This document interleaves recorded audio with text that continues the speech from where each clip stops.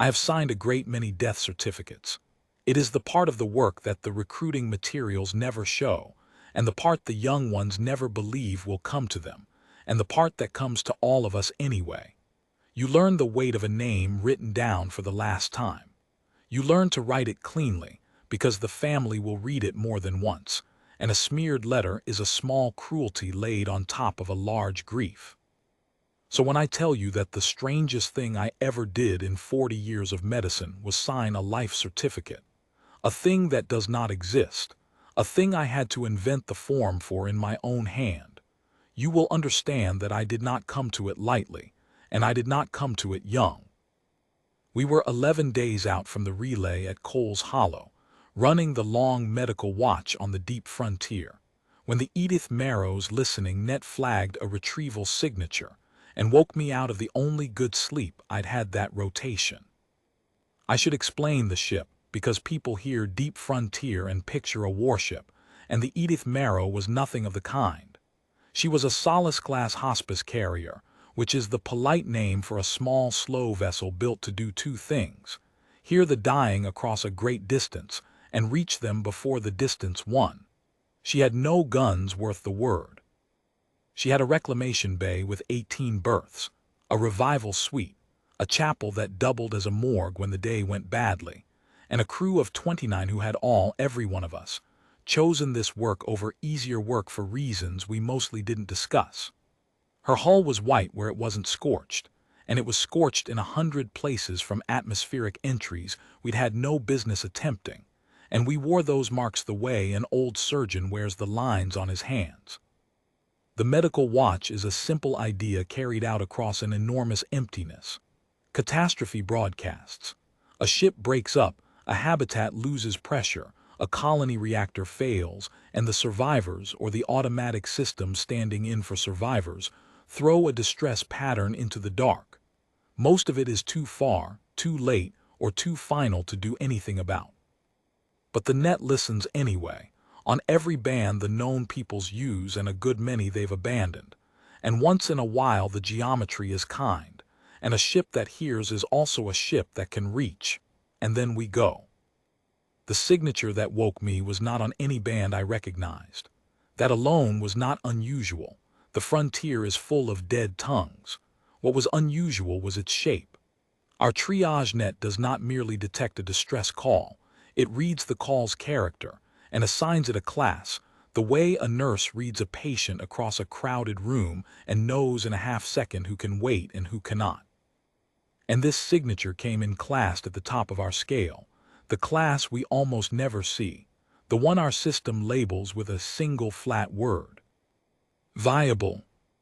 Not a wreck broadcasting its own epitaph, not a beacon counting down to nothing. A living patient. Vitals present. Occupant retrievable. The net had reached across more light than I like to think about, found a body, taken its measure, and told me in the cold grammar of the machine that the body was not yet a corpse and that there was, therefore, something for us to do. I went to the bridge in my socks. Our comms officer was a thin, sleepless man named Apurley who had been a colony paramedic before the colony stopped needing one, and he had the signature up on the main display. The waveform stretched out long and patient across the screen, and he had the look on his face that meant he had been staring at it long enough to start doubting it. "It's clean," he said before I'd asked. "It's been clean for the 40 minutes I've been watching it. It doesn't decay. It doesn't escalate. It just holds." That was the first wrong note. A distress call escalates because the situation behind it is getting worse, or it decays because the power behind it is failing, or it stops because the thing behind it has died. This one did none of those. It held a single steady note, a vitals trace at the low, slow end of living, like a heartbeat through a wall, and it had apparently been holding that note for a very long time. "How long?" I said. Apurley did the thing where he didn't want to say a number and then said it. "The carrier's been in our logs before, passive, below the flag threshold, going back as far as the logs go." He paused. "Doctor, the long medical watch is 61 years old. This carrier is in the first year of records. It's been singing the whole time. We just never had a ship close enough to classify it as reachable, so the net never raised it. I have thought about that often since.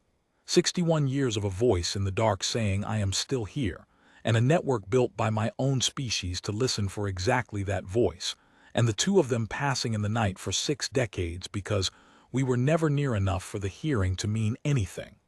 The watch hears a great deal it cannot answer. We are taught to make our peace with that early or to find other work.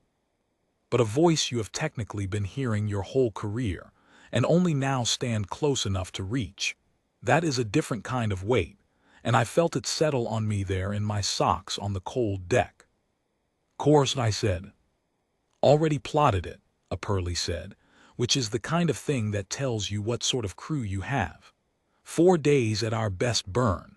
We'd arrive with about 2 weeks of margin before we'd have to break off for the supply rendezvous.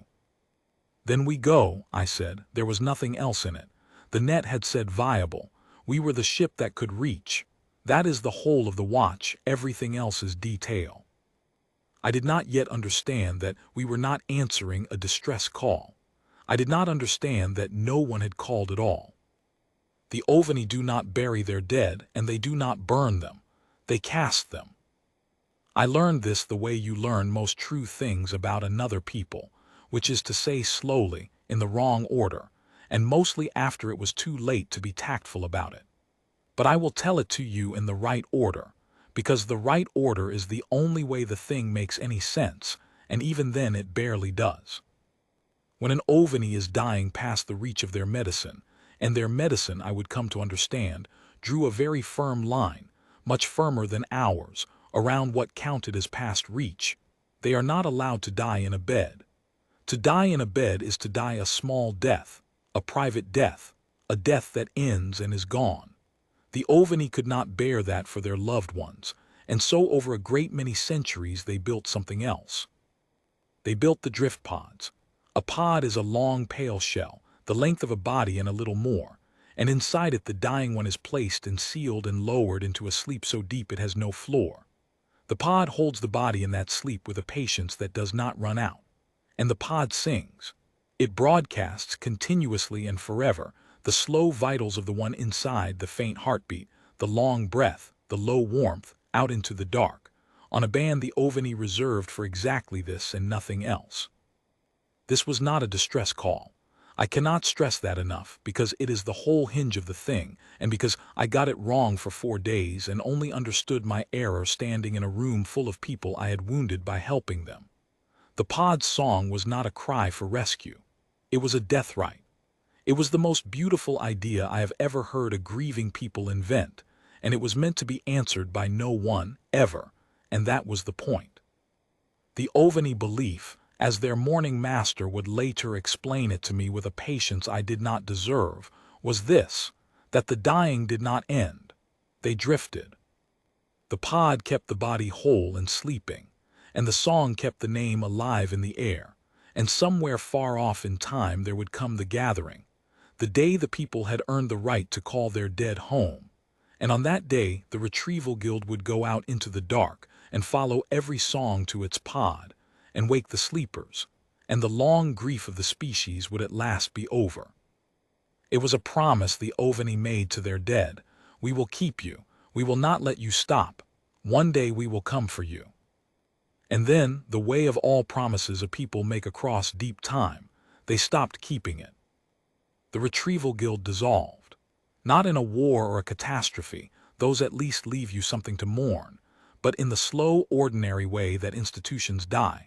A generation that didn't join, a charter that lapsed, a fleet of guild ships sold off piece by piece for more pressing needs, until one year there was simply no one left whose work it was to go and gather the dead, and no one quite noticed the year it happened.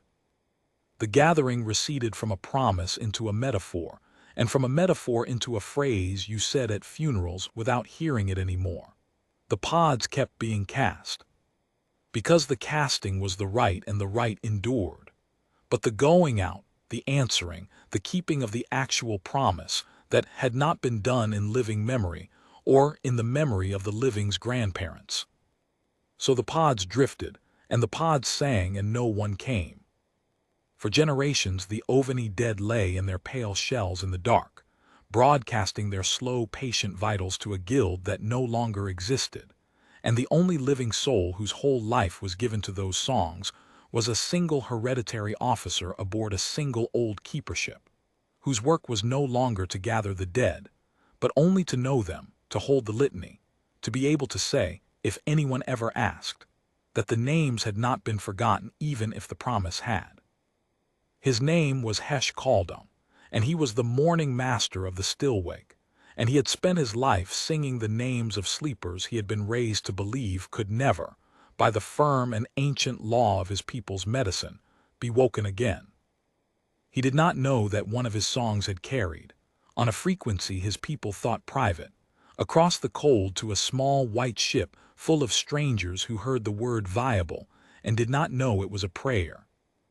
We came up on the pod at the end of the 4th day, in the wide bright light of a yellow star that had no business being as warm as it was that far out. I want you to hold on to the light, because everything that came after happened in it, and because I had braced myself for the dark. You expect a recovery to be a dark thing. Drifting wreckage, a cold hull, the long shadow of a dead ship across your approach. But the pod hung there in full, unfiltered daylight, turning very slowly end over end, and the star caught its pale surface and made it almost luminous, a single small bright shape against the blue haze of a gas giant a long way behind it. It looked, through the bay glass, like nothing so much as a seed. We brought it in carefully.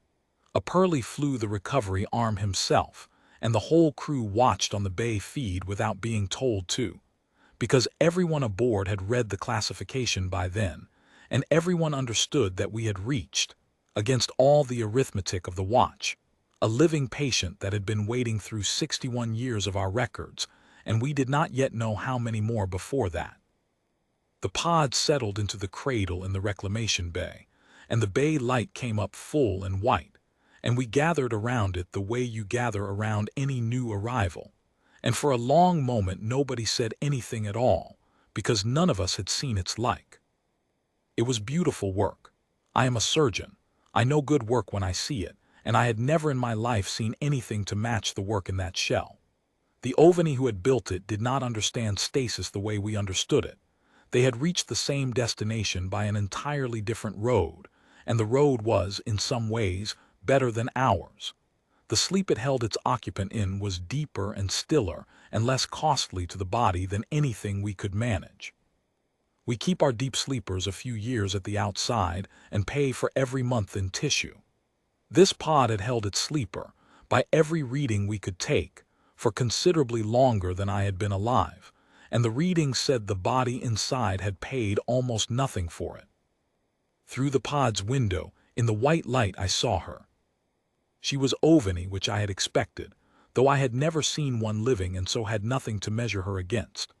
Long and fine-boned, with a skin like pale river stone and a fall of dark filament where a human would have hair, and her face, I have signed a great many certificates, and I have learned what a dead face looks like across more species than I can name, and the long, flat truth of all of them is the same. The person is gone, and the face is a room they have left. Her face was not a room anyone had left. Her face was a room with someone sleeping in it. "Get me everything," I said, and my voice did the thing it does when I already know what I'm going to find and don't yet want to say it. Full panel. I want to know what's keeping her down, and I want to know if it'll let her up. It took us 9 hours. I will spare you the medicine, most of it, because most of it would mean nothing to you, and the part that would mean something I am still not sure I have the right to be proud of. But here is the shape of it. The pod was not preserving a corpse against decay. The pod was sustaining a patient in arrest. There is a difference, and the difference is everything, and it is the difference the Oveni had decided, at some point in their long history, did not exist. Their medicine, when it declared a one past reach, declared it absolutely. The casting was the act that made it true.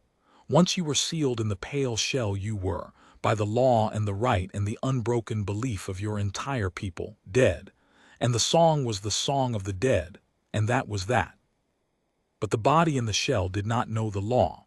The body in the shell was doing, very slowly, in the impossible patience of that beautiful sleep, all the quiet, stubborn things a living body does. And what had stopped, the failing thing that the ovany medicine of her age could not reach, the thing that had marked her past saving and sent her to the casting, was a thing our medicine reached without much trouble at all. Not because we are cleverer. I want to be clear, because I have heard the way some of my own people tell these stories, with their chests out, and it makes me tired. We are not cleverer than the ovany. They built a stasis I will envy until I die. We simply had, by the dumb luck of two species solving different problems on different schedules, the one tool that her own people had not yet invented on the day they decided she was beyond tools. We could restart what had stopped in her. It was not even difficult. It was the kind of thing my second years do. That was the worst part, in a way. Not that it was hard, that it was easy, that she had lain in the dark for the better part of a century, sung over as one of the irretrievable dead, while the thing standing between her and the morning was a procedure a tired surgeon could do before breakfast, if only a tired surgeon had ever come near enough to be asked. I sat with that for a while, in the white light, with the panel readouts glowing and the crew quiet around me. And then I did what the watch trains you to do with feelings of that size, which is to set them down where you can find them later and pick up the work that is in front of you. She's a patient, I said.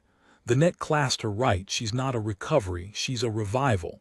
I looked around the bay at all of them. Anybody have an objection to doing our jobs? Nobody did. We woke her in the morning in the bright bay, 4 days and a lifetime out from the place we'd heard her sing. Her name, we would learn, was Errol. She did not wake the way our sleepers wake, fighting up out of it in a panic with the lines pulling. She surfaced. Slowly, the way the pod had held her, the way her whole people did everything to do with this passage, slowly, and with a terrible gentleness, her eyes opened on the white ceiling of a human reclamation bay. And the first thing she saw in whatever world she had expected to find was a row of strangers from a species she had no name for, looking down at her with the particular careful softness of people who do this often and have never once gotten used to it. She did not scream.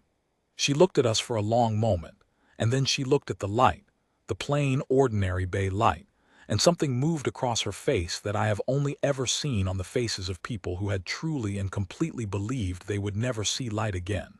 And I had to look away and pretend to read a panel, because a surgeon is allowed many things but is not, in front of a waking patient, allowed to weep.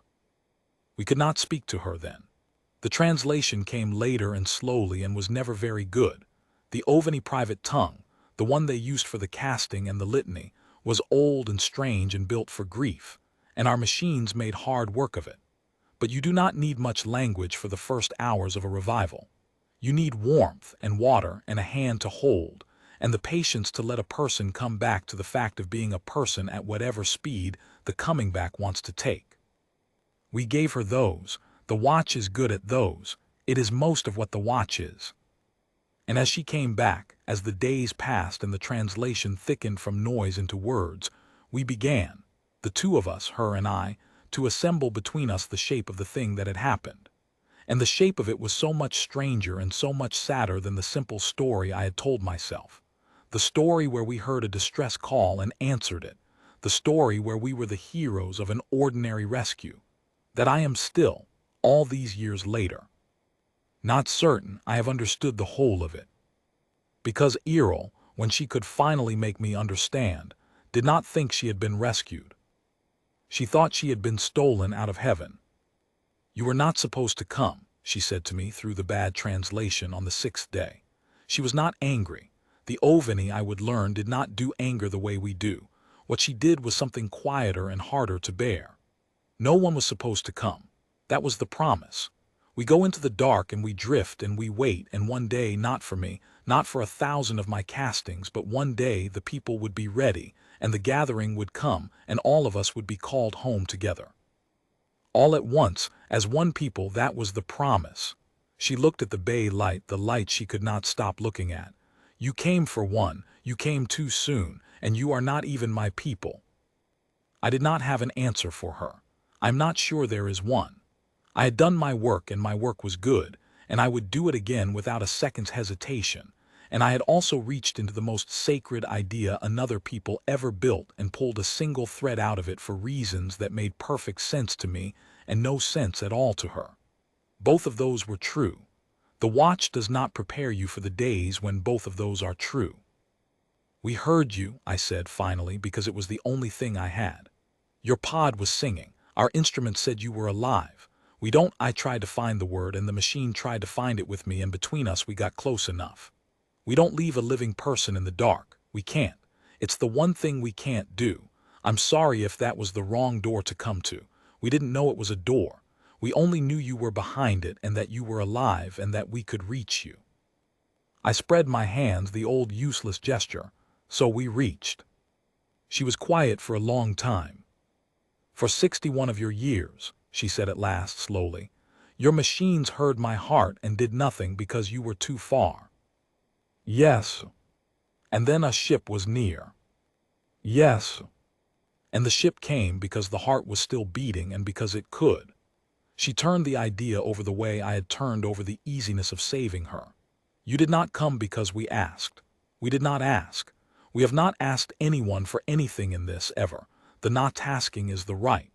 You came because you heard, and because you were close, and because you are the kind of thing that, when it hears a heart beating in the dark and finds itself near enough, goes." "That's about the size of it," I said. She made a sound I could not read, and the machine could not translate, and I have wondered about ever since. "My people would not have come for 100 more generations," she said. "And you came in 4 days. You are not even my people," she said again, and this time it was not a wound. This time it was something closer to wonder, and that was almost worse. "We could not keep her. That was never in question. A revival is not a possession. You bring a person back and then you bring them home, and her home was the Oveni, whatever her home now thought of her. And so we turned the Edith Marrow inward and ran the long days back toward the worlds where her people kept their drifting dead.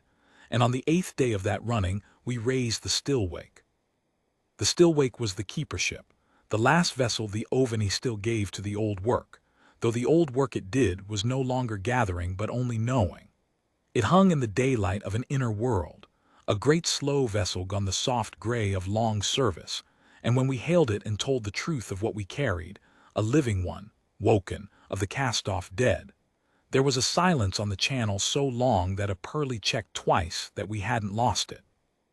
Then a single voice answered, an old voice, careful and formal and braced for something it had no right to meet, and it told us we would be received, and it gave us a berth, and it did not say anything else at all. The voice belonged to Morning Master Hesh Khaldun, and I met him in the hall of the Quiet Drift, and I have tried many times to describe that room and never gotten it right, but I will try again now, because you should have it. It was enormous and it was full of light. That was the first surprise. I had braced again for the dark, and again the Oveni refused to give me the dark.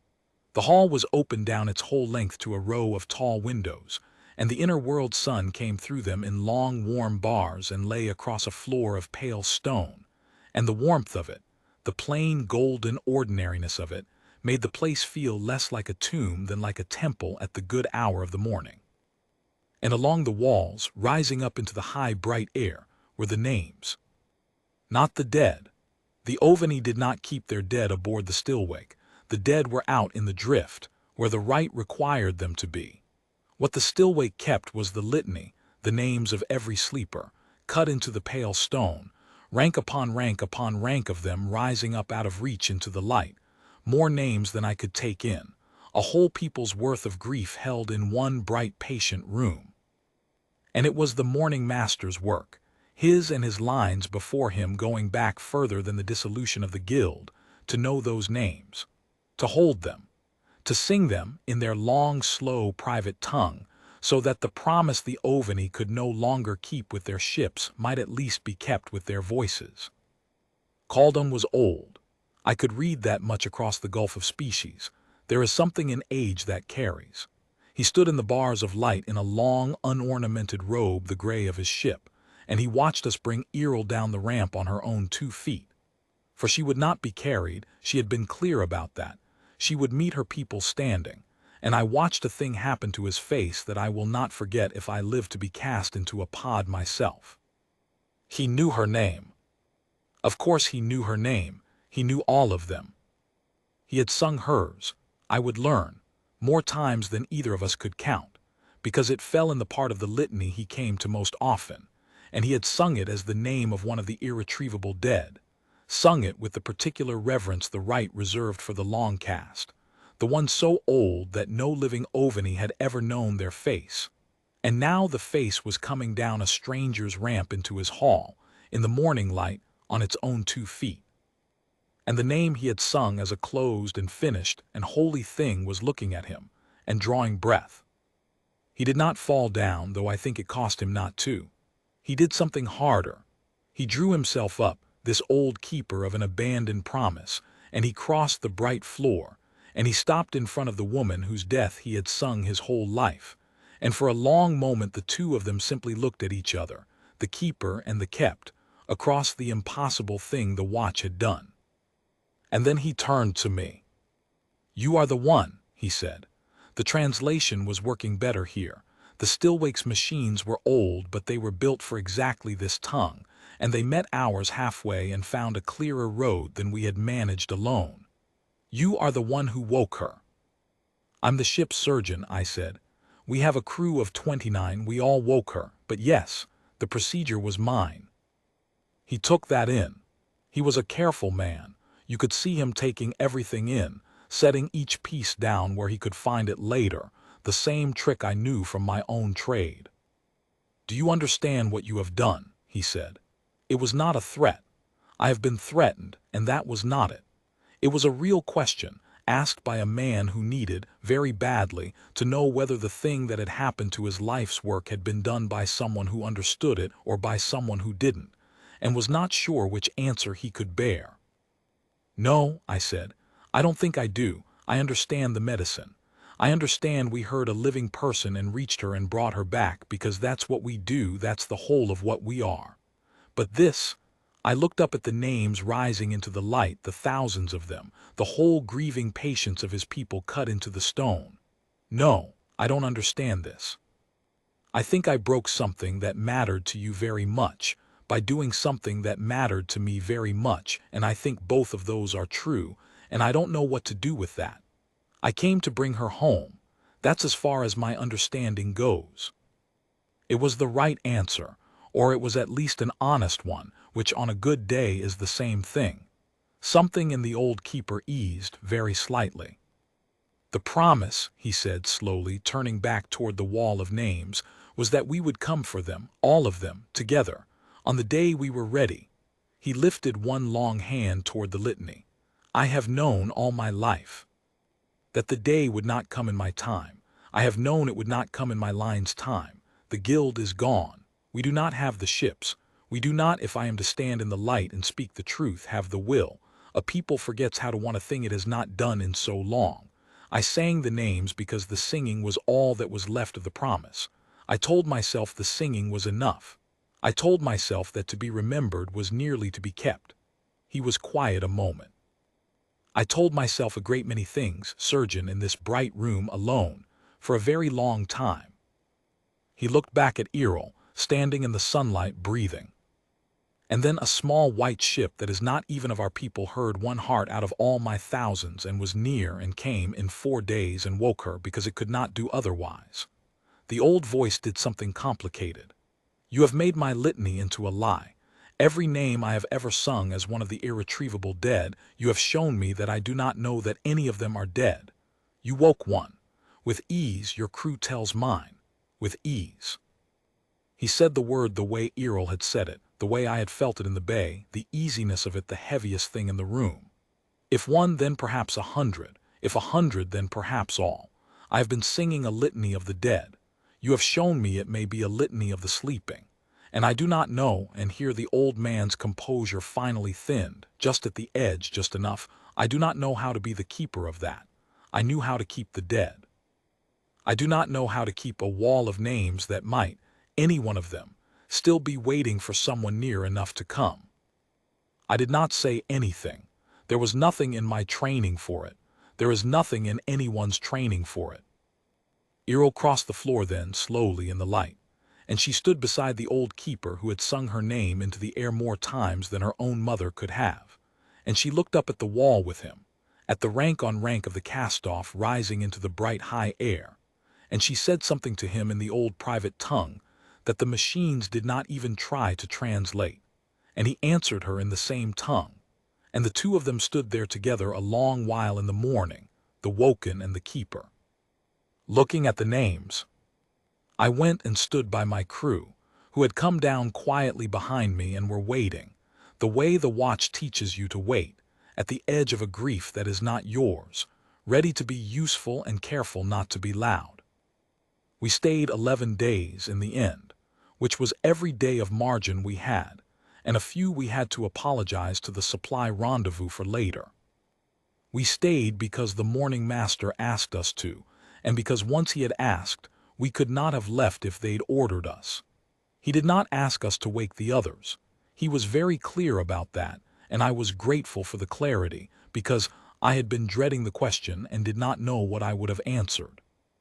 The waking of the dead was a thing for the Oveni to decide in their own time, by their own slow, careful lights, and it was not a thing for a small white ship to come through and do on its way to a supply run, however good its instruments and however ready its hands.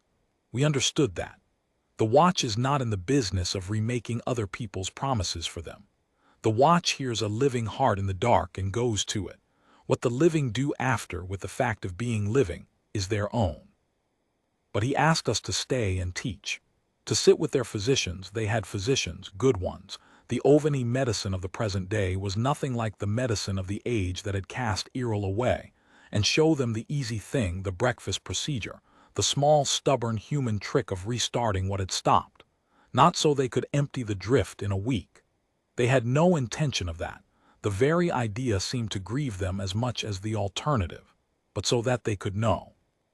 So that the litany, the next time the morning master sang it, would be a litany sung by a people who understood what the names might still be, and could decide with open eyes and in their own time what to do about it.